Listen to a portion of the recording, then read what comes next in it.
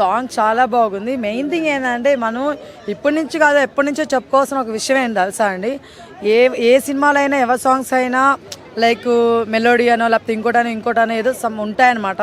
But మన పవన్ కళ్యాణ్ గారు cinema అంటే మాత్రం ఖచ్చితంగా ఒక మెసేజ్ ఓరియంటెడ్ సాంగ్ ఒకటి ఉంటుంది.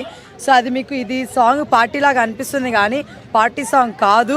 బాగా లిరిక్స్ మీద మీరు కొంచెం కాన్సన్ట్రేషన్ పెట్టి విన్నారంటే ఇది ఒక మోటివేషనల్ సాంగ్, మంచి మెసేజ్ ఇచ్చే సాంగ్.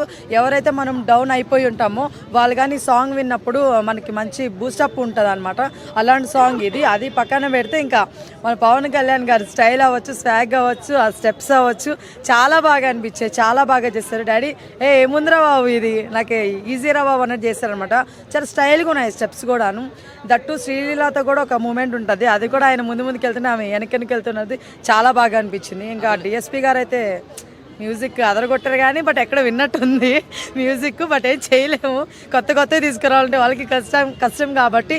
బట్ ఓకే కొంచెం వినాలి తప్పదు. మరీ వరస్ట్గా అయితే లేదు, మ్యూజిక్ బాగుంది. ఎక్కడ విన్నట్టుంది తప్ప కొత్తగా ఉంది కానీ బట్ ఎక్కడ విన్నట్టుంది అంతే, వరస్ట్ అయితే కాదు.